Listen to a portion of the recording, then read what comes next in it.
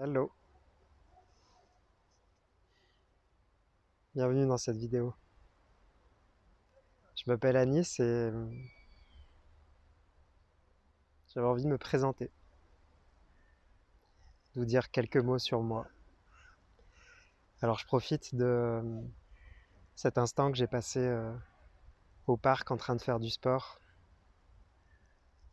pour prendre soin de mon corps, de mon énergie, quelque chose qui est essentiel pour moi.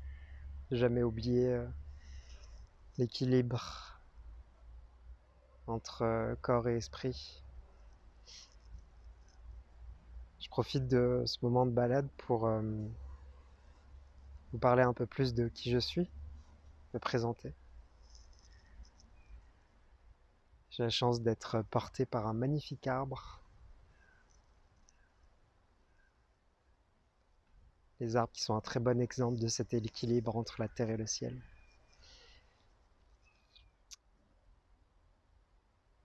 Par quoi commencer? Déjà, je peux vous dire que j'ai grandi ici, dans cette ville de banlieue lyonnaise. Je suis né de parents d'origine marocaine. Je suis né en France, à Lyon. Et j'ai grandi en France. J'ai mis beaucoup de temps avant de comprendre d'où je venais vraiment. J'avais l'impression d'être étranger ici, pas vraiment français. Et puis quand j'allais au Maroc, d'être étranger là-bas, pas vraiment marocain.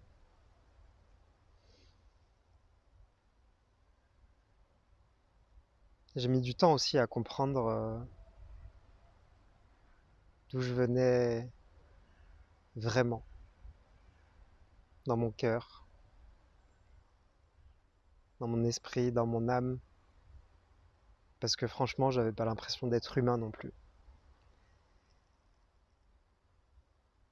J'ai mis beaucoup de temps à comprendre comment fonctionnent les humains, comme si on m'avait pas donné le mode d'emploi,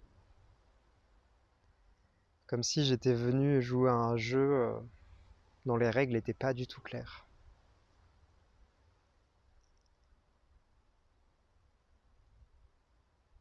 Plus tard, j'ai compris qu'en fait, j'étais hypersensible. Et en réalité, j'étais même au potentiel. Mes parents ont détecté ça quand j'étais au collège, j'ai même sauté une classe, mais c'était pas très agréable de se dire au potentiel. Déjà que j'étais différent de par mon origine, alors si en plus j'étais soi-disant une tronche, non, j'ai jamais vraiment accepté ça, avant il y a quelques années.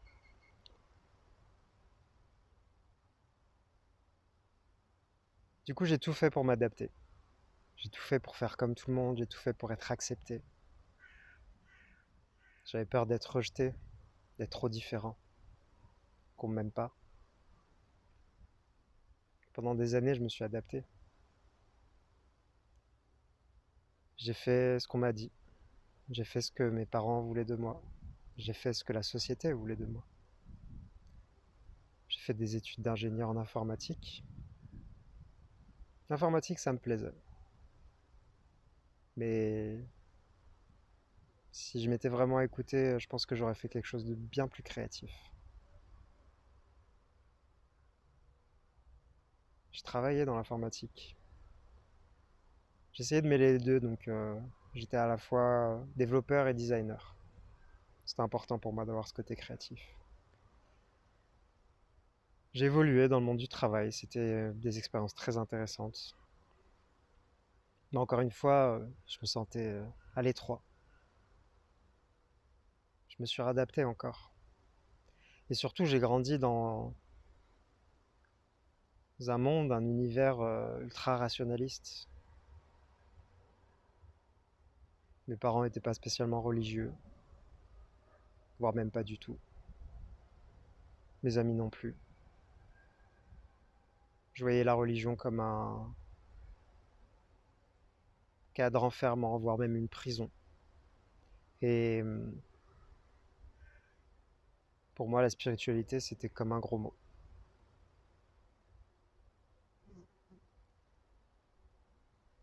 Et une fois que j'ai eu le poste de mes rêves, en tout cas le poste des rêves de tout ce qui m'entourait, tous ceux qui m'entouraient, mes parents, mes amis, la société, j'ai compris que ça ne mènerait nulle part en fait.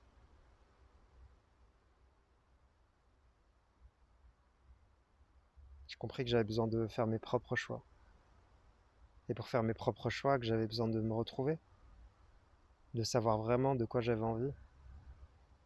Parce qu'à force d'être conditionné, rempli d'injonctions, ben, j'étais même plus en contact avec moi-même. J'étais un peu comme une marionnette.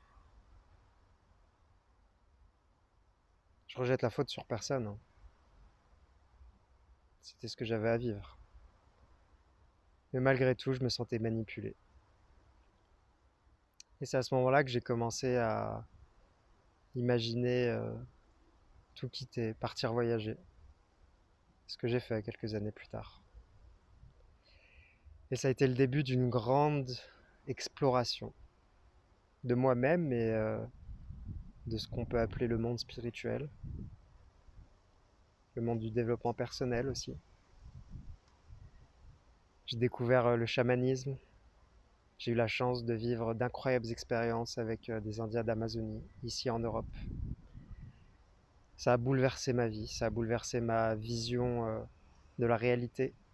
Ça a bouleversé aussi ma relation au monde et surtout aux autres, avec beaucoup de profondeur et une grande ouverture du cœur. J'ai découvert la méditation. J'ai eu l'impression de respirer à nouveau. Mais en réalité, j'ai appris à respirer à ce moment-là. J'ai découvert le tai chi, le yoga. Et je suis parti en Inde, pas pour faire du yoga, mais pour découvrir le bouddhisme tibétain, au pied de l'Himalaya. Et ça a été une tellement belle découverte. Des retrouvailles en fait. Des retrouvailles avec quelque chose qui était profondément ancré en moi. Et je n'ai jamais pris refuge, j'ai jamais été initié. Mais pour moi, je suis bouddhiste. Je crois en une forme de nous qui est éveillée. Je crois que la sagesse est à l'intérieur de nous, qu'elle mérite d'être révélée, qu'elle n'attend que ça. Et je crois aussi que on forme une communauté, toutes les personnes qui sont à la recherche de plus d'harmonie, plus de justesse dans ce monde.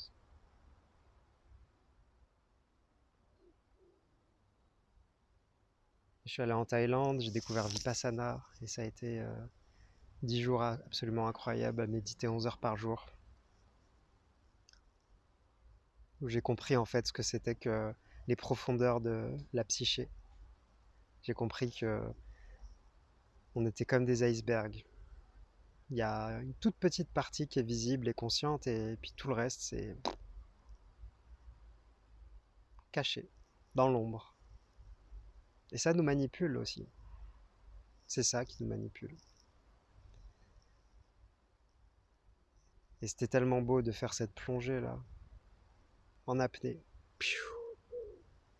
dans les profondeurs de mon être. Incroyable. J'aimerais bien le refaire d'ailleurs. Et depuis, je médite, et puis surtout, j'enseigne la méditation. Je suis revenu en France avec l'idée de devenir indépendant et de partager mes explorations, et de me mettre au service du monde, de mon monde. Et j'ai compris qu'en fait, me mettre au service du monde, de mon monde, c'était me mettre au service de moi-même. Parce que si j'étais en lien avec les désirs de mon cœur, et bah, Je suis en lien avec le monde. Parce que mon cœur est en résonance avec tout ce qui m'entoure. Mon cœur est en constante recherche d'harmonie, d'expansion, de bonté, de justesse, d'abondance, de création.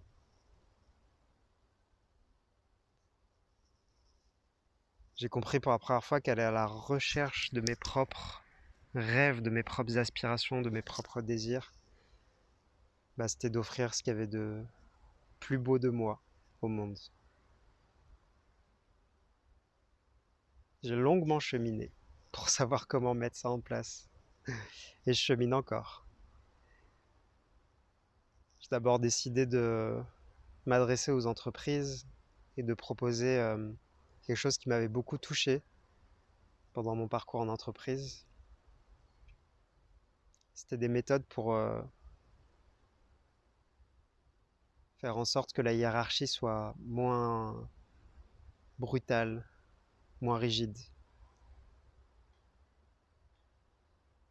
Tout ce qui est lié aux entreprises libérées, à la gouvernance partagée. J'ai découvert l'holacratie à cette époque et j'avais envie de partager ça.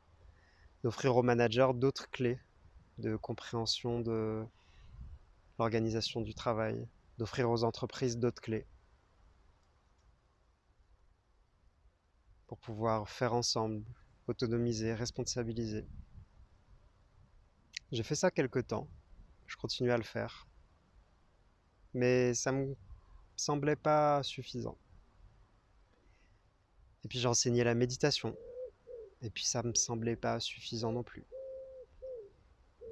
Et j'ai voulu accompagner des personnes comme moi, hypersensibles, au potentiel, multipotentiel. Mais ça me semblait pas suffisant non plus de me restreindre à ça. Et du coup, j'ai décidé d'accompagner des entrepreneurs, des artistes, des thérapeutes, des accompagnants, des créatifs, des multipotentiels, des hypersensibles.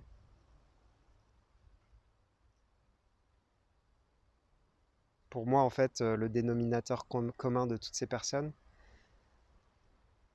c'est qu'elles ont trouvé ce qui les fait profondément vibrer et qu'elles sont en contact avec leur potentiel et qu'elles ont envie de le déployer pleinement, d'ouvrir leurs ailes et de rayonner, d'offrir leur talent au monde.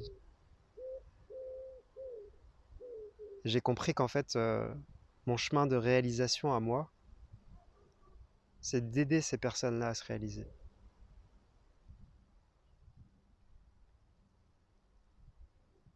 Et de les aider avec tous les outils que j'ai en main. Que ce soit de la gouvernance partagée, de la méditation, ou aussi des outils plus artistiques, plus poétiques, que j'ai aussi découvert sur mon chemin, comme la danse buto, le mouvement conscient, le chant, les arts graphiques, la calligraphie, le chamanisme, toutes ces choses qui me font profondément vibrer, me rendent vivant, en vie. Et j'ai envie de transmettre aussi toutes mes explorations de comment fonctionne l'homme à travers de très beaux outils comme par exemple le Human Design, les cercles d'empuissancement, le dialogue intérieur. Toutes ces choses qui sont des clés de compréhension de notre fonctionnement et qui peuvent nous aider à nous libérer, nous rendre plus épanouis, inspirés, aimants, plus justes avec nous-mêmes, plus équanimes, plus enclins à accepter ce qui est et d'arrêter de vouloir chercher toujours plus, se sentir assez, cesser de se comparer et offrir au monde ce qu'on a de plus beau, nos trésors, nos joyaux. Au final, pour moi, c'est ça le plus important. Et c'est aussi pour ça que je co-crée et je crée des expériences initiatiques, des voyages initiatiques, pour que l'on puisse créer ensemble ce qu'il y a de plus beau, révéler ensemble ce qu'il y a de plus beau, poser un regard aussi nouveau sur ce monde et y voir la beauté.